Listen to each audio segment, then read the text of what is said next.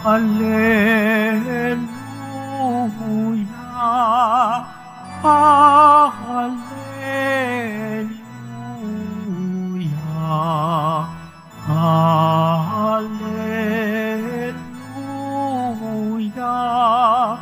Hallelujah, Hallelujah.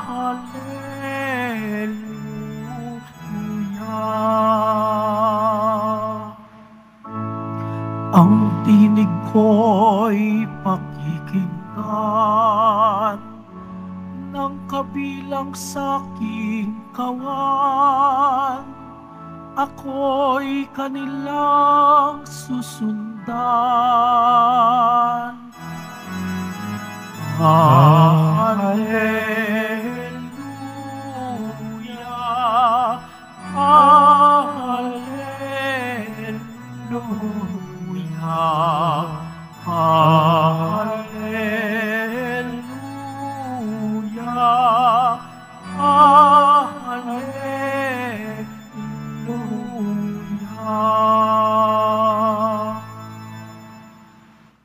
Sumainyo ang Panginoon. At sumaiyo rin. Ang mabuting balita ng Panginoon ayon kay San Juan. Papuri sa iyo, Panginoon.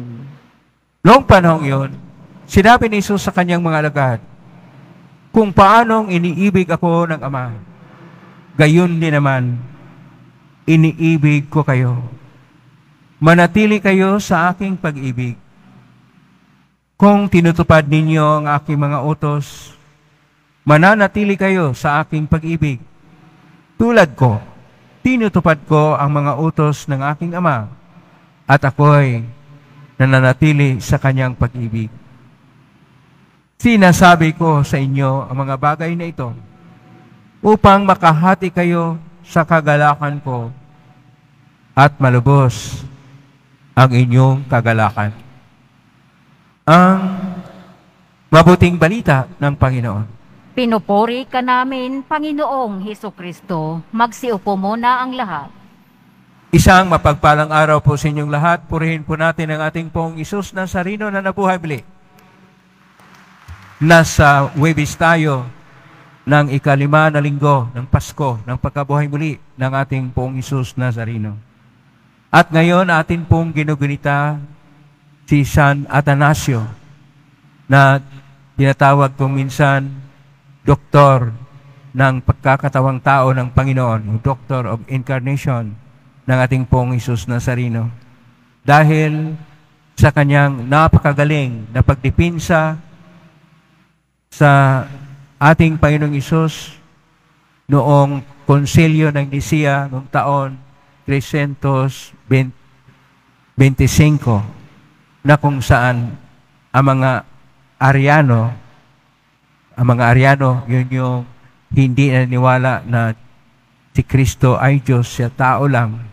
Mayroon din mga reliyon kuminsan na ginagamit pa ang pangalan ni Kristo pero hindi nawala taga ni Kristo dahil tao lang ang ating Panginoong Hesus. So ganun din ang mga Ariano. Pero ipinaglaban ni San Atanasio at kanya pong napahayag na ang ating Panginoong Hesus Nazareno, tunay na tao at tunay na Diyos. At ang lahat ng hindi mananalig at mananampalataya na si Kristo ay tunay na Diyos at tunay na tao, maparusahan na sa walang katapusan na parusa.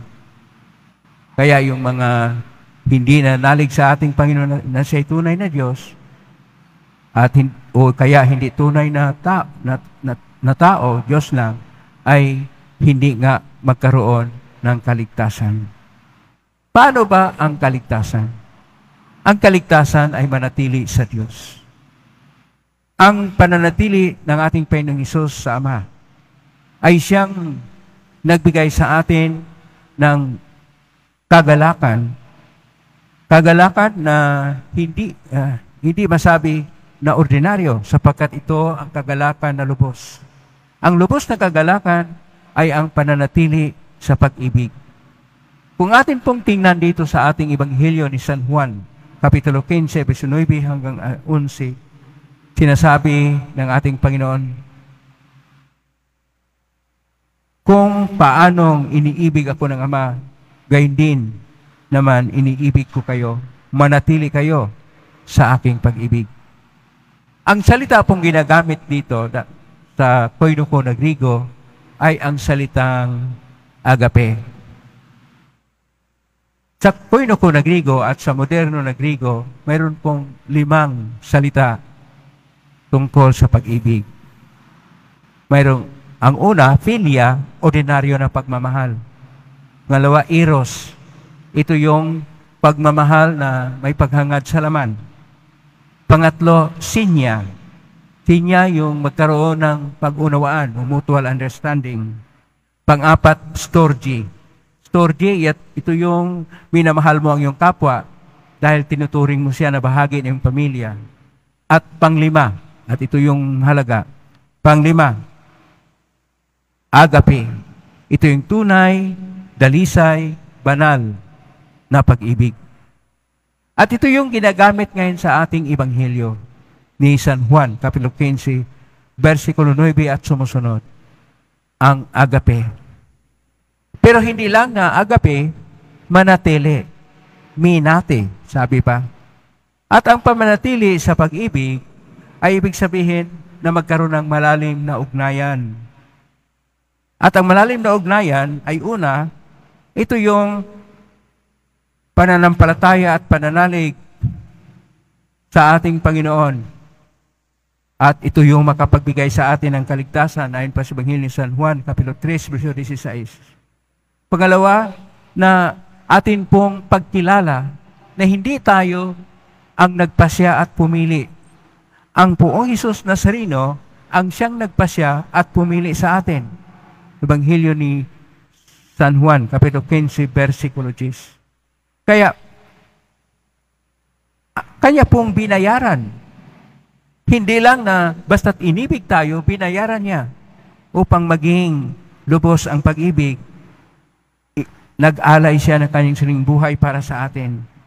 Tama yung kanyang sinasabi sa Ebanghelyo ni San Juan, Kapitulo 15, versikulo 13, na walang pinakadakila pa sa isang kaibigan na handang mamatay para sa kanyang pagkaibigan. At pang-apat, na ito yung pag-ibig na ipahayag sa kapwa.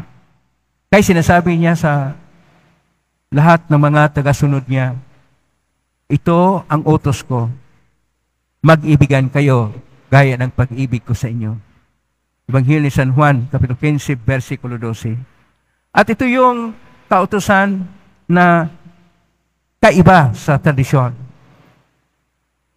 Nagkaroon ngayon ng mahirap na pag-unawaan yung mga unang Kristiyano. Mayroong 2 mahalaga na grupo. Grupo na tinatawag na Judeo-Kristiyano, mga Kristiyano na sumusunod sa tradisyon ng mga Hudyo. At ang Heleno-Kristiyano na ang mga bagong mga hintel na sila ay nagbabago at nagbalik loob, nagpabinyag at naging Kristiyano at dala-dala nila ang kultura na tinatawag na Greek culture. Ang Greek culture tinatawag na Heleno o Helenista. Kaya mayroong tinatawag na Judeo-Kristiyano at Heleno-Kristiyano. Dito sa ating unang pagbasa, sa Gawa ng mga Apostol, Kapitulo 15, versikulo 7 hanggang 21, pinag-usapan ni San Pedro ang pagbabago na hindi napahirapan pa sa lumang tradisyon. Ano po yung lumang tradisyon? Ito yung tradisyon ni Moises na kung saan itinuturo sa Talmud. Ano po yung Talmud? Ang Talmud ay komentaryo sa 3 mahalaga na kautusan. Ano yung 3 na mahalaga na kautusan? Ito yung kautusan, una, na nasa Torah. Ang Torah ay tungkol sa tradisyon ng kautusan na tinuturo ni Moises. Pangalawa, ang tradisyon ng mga propita. Ito yung tinuturo ng mga propita na tinatawag na Nebiim. At pangatlo, yung tungkol sa mga awit at karunungan na tinatawag na tradisyon ng Ketubim. Na kung saan, dahil sa Talmud na komentaryo lang, ipinapairal ng mga Judeo-Kristiyano na dapat ganito, ganyan ang sundin ng lahat ng mga nanalig kay Kristo. Ngayon, sa ating unang pagbasa, hindi na pahirapan pa. At bakit hindi pahirapan? Ang pinaka-kautusan ay ang batas at utos ng pag-ibig. Na dahil sa pag-ibig, na higit pa sa lahat ng mga tradisyon at kautusan, ito ay magbibigay pa ng tunay na direksyon kung paano makipag-ugnayan sa ating Panginoong Hesus. Kaya, dahil dito, ang Panginoon ay, ayon pa sa ating Salmo 95, na ang Panginoon ay siya yung maghari. Ang paghahari ng Panginoon ay hindi po paghahari na magkaroon ng kapangyarihan. Ang kanyang paghahari ay paghahari ng pag-ibig. Kung mayroong pag-ibig, ibig sabihin dito, mayroong kabukasan sa puso. May habag, may awa, may pagtanggap, may katarungan, may paggalang sa kapwa. Kaya dito po natin makita ang tunay na kahulugan ng agape. Ang agape ay tunay, dalisay, at banal na pag-ibig. At kung ito ay isinasabuhay ng bawat tao, lalo na yung may mga pamilya, kayo na mga magulang, mahalin ninyo ng tunay ang inyong mga anak.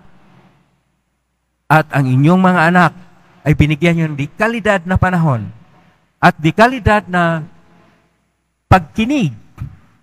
Kasi kung minsan, okay lang, may panahon kayo, pero pagkinig. At ang pagkinig, hindi lang pagkinig sa mga nasasabi. Kung minsan, kailangan pa na pakinggan ang hindi masasabi sapagkat napakabigat. At dahil napakabigat, hindi na sasabihin ng mga magulang dahil sa kanilang takot o kaya sa hiya sa kanilang mga magulang. At dahil dito, hindi napakinggan kung anong nasa loob ng puso. At dahil dito, mayroong tinatawag na generation gap, gap ng magulang at ng mga anak. Kung minsan, ito rin ang dapat nating tingnan sa mga trabaho, na kung minsan mayroong gap sa mga namumuno sa trabaho, o dili kaya sa mga empleyado versus yung employer, o dili kaya sa kapitalista versus yung labor, o dili kaya ang mga namumuno sa isang bayan at ang mga tao, o kaya kung saan man tayo pupunta, anuman ang ating ginagawa, kung walang pag-ibig, hindi natin unawain ang ating kapwa. Ngunit kung mayroong pag-ibig, handa kang makinig. At dahil may pag-ibig, ang pagkinig mo ay hindi lang sa mga nasasabi, pagkos yung tinatawag nila ng mga body language, yung ipinapahayag sa mga kilos ng tao, yung ipinapahayag kung ano yung nakikita sa mga mata at labi ng tao na hindi nabibigkas sapagkat napakalalim at napakatindi. Ito yung pagkinig sa puso. Kapag ka ikay marunong makinig at nakinig sa puso, napakinggan mo ng tunay ang isang tao at dahil dito ikaw ay tutugon ng may pag-ibig. Kung ikay tumutugon ng pag-ibig, ang gumagalaw, hindi lang ang iyong puso. Akala natin ang pag-ibig sa puso lang. Ang pag-ibig na agape, pinagalaw natin ang ating puso upang magkaroon ng magandang relasyon. Pinagalaw rin ang ating isipan upang ating tingnan na maalam, maayos, at isang masabi nating matalinong paraan ng ating pagresponde sa mga pangailangan ng kapwa. At mayroon ding pagtingin sa kaluluwa at kaibuturan ng tao. Upang hindi nating tingnan na ang pag-ibig ay isang material, physical, psychological, at pangsambayanan na antas. Bagkos mayroong antas na spiritual kasi agape ay banal na pag-ibig. At dahil banal na pag-ibig, tama ang sinabi ng Panginoon na ang manatili sa Kanya ay sumunod sa Kanyang kautusan. At dahil dito, ang kanilang pag-ibig ay magdala ng kagalakan. Ang kagalakan ay hindi kulang lubos. Dahil ang kagalakan ay siyang kagalakan na naiambing sa kagalakan ng langit. Sapagkat ang pinaka-ugnayan ng tao at pinaka-sentro ng lahat ay ang Diyos na ang umiiral ay ang pag-ibig na banal o agape. Naway sa buhay natin, isabuhay natin ang banal na pagmamahalan at pag-ibigan upang makikita na tayo ay imahen at larawan ng Diyos sapagkat nabuhay tayo sa pag-ibig at lahat ng ating ginagawa ay may pag-ibig. At lahat ng ating pagtingin ay mayroong pagtingin sa pag-ibig. Sapagkat kung tayo ay gumagalaw ng may pag-ibig, hindi tayo ang gumagalaw. Diyos ang gumagalaw sa atin. Ayon pa sa unang sulat ni San Juan, Kapitulo 4, versikulo 7 sumusunod. Magmahalan kayo mga kapatid, sapagkat kung kayo nagmamahal, ay nariyan ang Diyos, sapagkat ang Diyos ay pag-ibig. Ulitin ko po, ang Diyos ay pag-ibig. At dahil pag-ibig pala ang Diyos, kung ang lahat ng ating ginagawa ay may pagmamahal o may pag-ibig, tayo ay nasa tamang landas.